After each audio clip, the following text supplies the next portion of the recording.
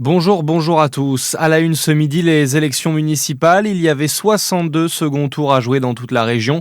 Et Léa Guichou vous résume les plus gros résultats à retenir aujourd'hui. La droite et l'extrême droite battues à Dijon. C'est la maire socialiste sortante Nathalie Kunders qui est réélue avec 58% des voix selon les chiffres de la mairie.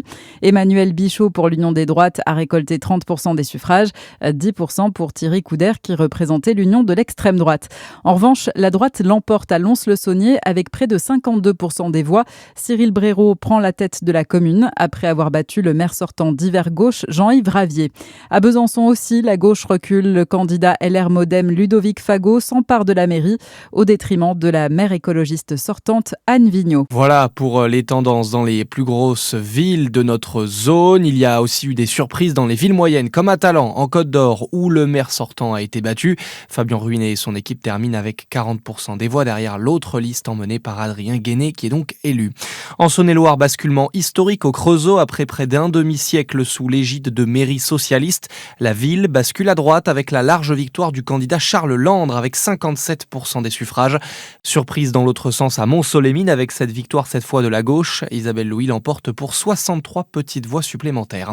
À Autun, c'est le maire sortant centriste Vincent Chauvet qui rempile après avoir battu les listes RN et de la droite. Dans le Jura, notez aussi la bascule à gauche de Saint-Claude avec l'élection de Frédéric Poncet. Victoire historique avec 61% des suffrages devant son adversaire de la droite, Lilian Côté-Aymar. Il y a beaucoup de choses à réparer à Saint-Claude, a affirmé hier l'édile fraîchement élu. Un homme entre la vie et la mort après une chute de quad. La victime, âgée de 49 ans, a eu un accident dans un chemin forestier à Pierrefontaine-les-Varans hier en fin d'après-midi. Il est hospitalisé au CHU de Besançon. Lors de son transfert, son pronostic vital était toujours engagé. Dans l'actualité également, la mort de Lionel Jospin, figure majeure de la vie politique française et de la gauche.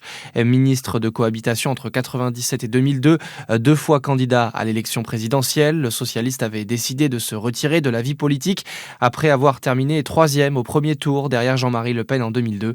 Lionel Jospin avait 88 ans. Aucun pays n'échappera aux effets d'une crise mondiale de l'énergie, alerte lancée par le directeur de l'Agence internationale de l'énergie alors que les affrontements se poursuivent au Moyen-Orient. Emmanuel Macron, lui, a renouvelé hier soir son appel à suspendre les frappes contre les sites énergétiques. On connaît les maillots de l'équipe de France pour le mondial de football. Ils ont été dévoilés ce matin par la fédération. La tenue domicile est bleu nuit et celle extérieure vermente. Elle s'inspire de la statue de la liberté. Didier Deschamps va retrouver ses joueurs aujourd'hui à Clairefontaine.